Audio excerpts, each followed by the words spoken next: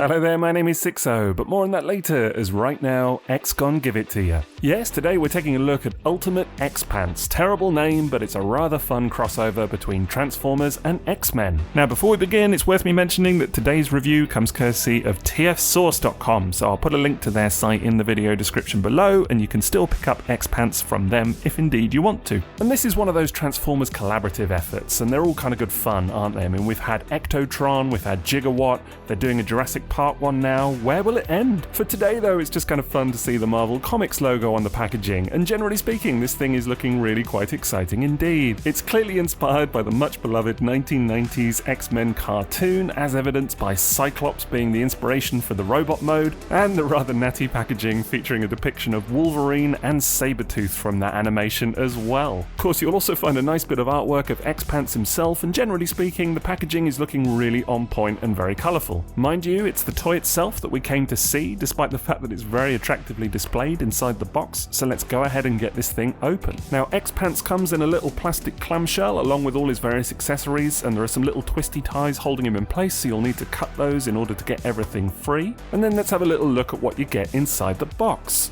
First up, you get these little translucent pink weapon pieces, and these are all meant to represent Psylocke's attacks from the cartoon. You've got a set of Wolverine claws, her own psychic knife, and the little thing is apparently meant to be a psychic butterfly, so there you go. Also included here are these two rather fabulous little depictions of Wolverine and Sabretooth, and I really love these little things. They're super detailed, but quite good fun. First up, here's Wolverine, and again, it's a very close depiction of his appearance from the 1990s animation. Now, they're made of this kind of squishy, bendy material again, so they are quite pliable in your hand, you can bend them a little bit, but the paint on them is really rather nice considering how tiny they are, and I think they've done a good job with it overall. Sabretooth features a little bit less colour, it's fair to say, and I have noticed that on my copy there are a couple of bits where the paint is starting to rub already, so that's slightly unfortunate, but still the detail's really rather nice. Now, one thing I will say about both these guys is that they are an absolute bugger to stand up properly. I tried many times and they kept falling over on me. Fortunately, if you bend the legs a little bit, as they are that little bit pliable, you can kind of get them into a position where they stand on a flat surface about okay. I had a little bit more luck with Wolverine in this sense, but even then, a bit of a challenge to be had. Once you do get them standing though, they look pretty good, and they're absolutely tiny, as I say, much smaller than the likes of MP10 Spike as one example, and it does make comparing them with all kinds of Transformers toys from over the years a lot of fun, because just imagine all the scenarios that Wolverine and Sabretooth are going to get themselves into, eh? Now, I did find that they scale pretty well with a G1 mini-bot, no less. Here they are with Bumblebee, and actually that carries through a little bit, as I did think they look rather nifty with G1 Optimus Prime as well, roughly about the right size actually, if anything. Overall though, these two are a really quite fun inclusion and very much appreciated too. And then we come to the main event with X-Panse himself, and that vehicle mode is looking really rather swish. Now, funnily enough, despite being a homage to the X-Men cartoon, this is actually a licensed vehicle, believe it or not. So it's a Lockheed Martin SR-71 Blackbird, which is really rather exciting, as I honestly didn't expect them to get a license for something like this. But it's also worth mentioning that of course this is a heavy retool of Studio Series Leader Class Jetfire, and I say heavy retool because really it reuses very little of that toy. I mean, there are some commonalities between them, but you'd be hard pressed to think that this wasn't a new mold, if anything. Now, I wouldn't say this is entirely screen accurate to the 1990s cartoon, it's a bit of an interpretation, but still it looks absolutely fantastic, and for me, having grown up watching that animation, it feels very evocative of the thing from the screen. Proportions are really nice as well, very long, really sizable as well. I'm absolutely amazed by how large this thing is overall. Really nice colour scheme on it as well. Love the blue that they've chosen, and yes, it is unpainted, so the finish is just kind of bare plastic, but still doesn't look bad at all. They've included a couple of little bits of translucent red plastic in the canopy section, and I think that looks very nice. Then there are some signature bits of attention to detail, such as the X logos on the wings just there. Of course, that's very much appreciated and recalls the animation yet again. Then there's a welcome pop of colour from those vents on the sides with that little splash of yellow, and I do think this looks really good considering that, you know, sometimes yellow can be a little bit underpainted if it doesn't have enough layers, but this is really very striking, as I say, and honestly makes the whole thing kind of come together a little bit, if anything. Really like these little painted black sections on the back there as well. I think that, nice little kind of ridge effect to them, and it adds a little bit of texture, so that's good. Now overall, I'd say the design of this thing is very clean, and I do think from the top angle at least it looks really quite fantastic. When you get to the underneath, you will see a bit of kibble going on, particularly around the front, just kind of underneath the nose cone, and it's up to you really whether you think that's a major problem or not. For my money, I really don't think it's that bad. I mean, sure, if you flip the thing over, there's plenty of robot mode guff going on underneath, but if you just keep him on his landing gear, you're not going to see it all that much. You will see a bit of robot mode kibble towards the back end as well, particularly around the rear thrusters, but again, I think it's really in the arena of being acceptable, to be honest. What's kind of less good is a bit of the fit and finish going on here. Now, firstly, I do find that the main body of the thing doesn't click together entirely satisfyingly. Like, even out the box, I find there's just a bit of readjustment to be done quite often. I mean, nothing really kind of tabs that solidly, so I find that I'm kind of constantly trying to pack it back together somehow. There's just kind of a little bit of a squishy feeling in this main body that never really makes it feel that solid. I have also noted a couple of sections with stress marks right out the box, so I might need to get the kettle on those later. But probably the most annoying bit is the floppy wings, and it's particularly egregious on the one side where honestly the thing just won't hold up at all. No matter what I try, it just seems to want to flop down, and really rather unfortunate. A little bit better on the other side fortunately, but still not really as stable as you would want it to be, so that's disappointing. Now I will say that I don't find him all that stable on his landing gear either. I have noticed that there's a bit of wobble to him, and actually if you kind of rock him side to side, it's it's hard to find a position where he's actually standing stably as such. Still, if you fold the landing gear away, there's plenty of fun to be had swishing this thing around the living room.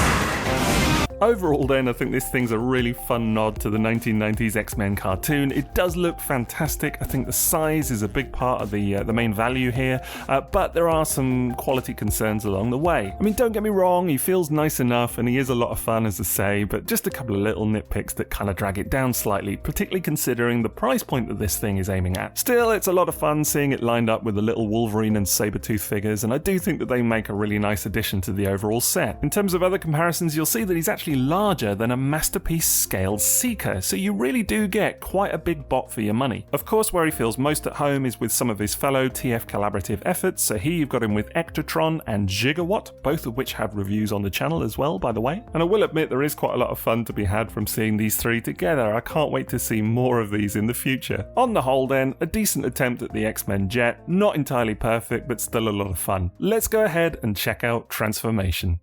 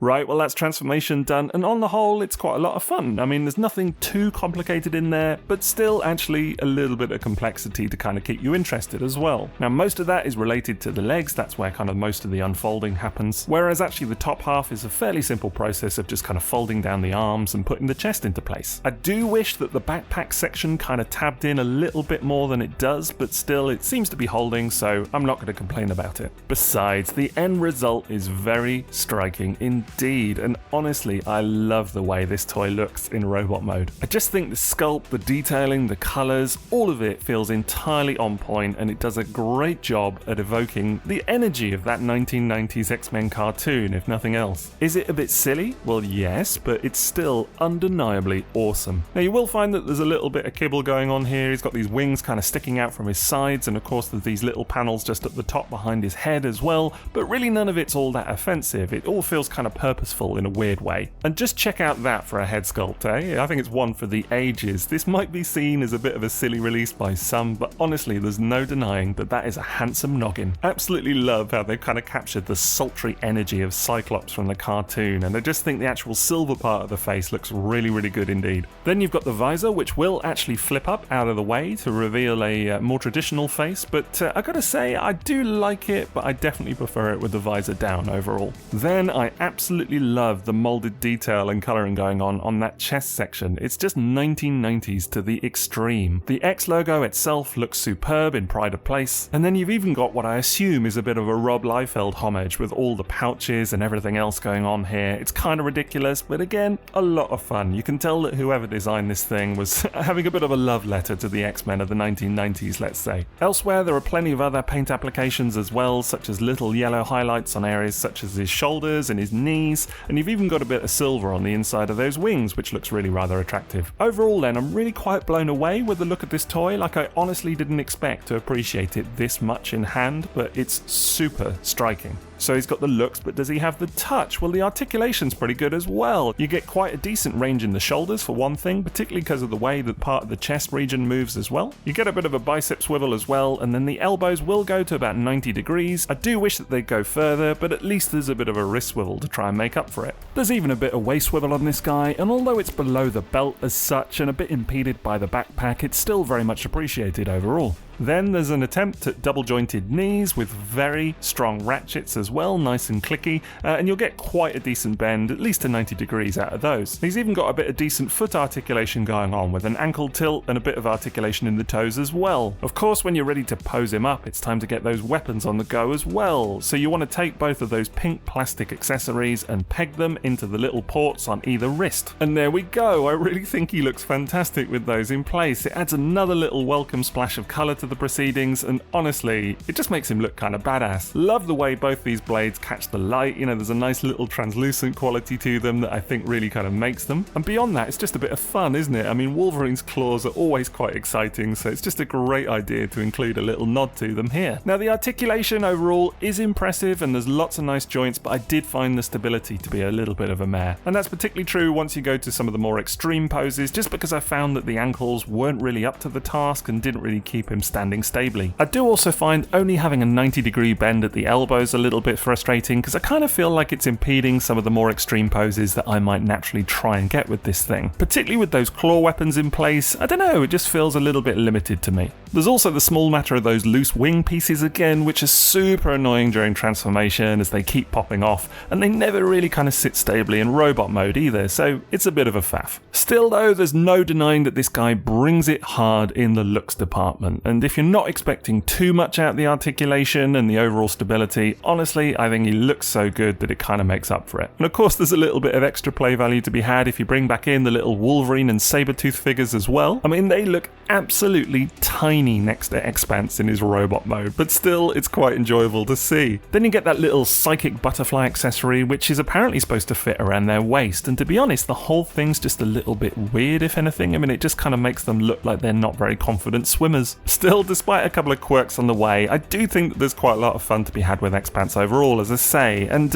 honestly, he's a very sizable thing as well, absolutely massive in his robot mode. I mean, you can see how he squares up to the likes of Masterpiece Soundwave even. He's about the same size. You know we said about the little Wolverine working with G1 figures earlier, but X-Spanse himself absolutely towers over the likes of G1 Optimus Prime, and he's even about the same size as a G1 combiner, as you can see here with Lio Kaiser. I guess it doesn't really really matter though, as honestly it's a bit hard to know where to put a toy like this in your collection. I think it's really up to you to find a place for him and think about where he fits best. So does the size matter? I don't know. I quite like that he's so large, to be honest. Besides, he's arguably most at home with other TF collaborative efforts yet again, and I do think that the three of these look really quite fine together. A lot of fun to be had here, let's say that. Can't wait to add those Jurassic Park efforts before too long as well. On the whole then, X-Panse is definitely not perfect. There are a couple of little flaws in the build that really do detract slightly, particularly in the jet mode where you've got those loose wings and a couple of little bits of plastic stress, so that's kind of annoying for the price that you're paying. But what you do get is a very fun overall package and a very handsome robot to boot, and I think the paint applications and the overall look of this thing just elevate it beyond what it could have been. So overall, I'm really happy with it, and I'm going to consider it a toot. Now, as I've already mentioned, this review comes courtesy of TF Source, so you'll find a link to their site in the video description below. And I'd love to hear your thoughts on X-Panse as well. Do you like what you see, or not so keen? Big shout out to all my Patreon supporters as well, who got to see this video early, of course. That's just one of the many perks that you get if you decide that you want to support me, details of which are coming up at the end in just a moment. Otherwise, that's it from me, so don't forget to drop me a like if you enjoyed today's video, and have a great rest of your day. TTFN.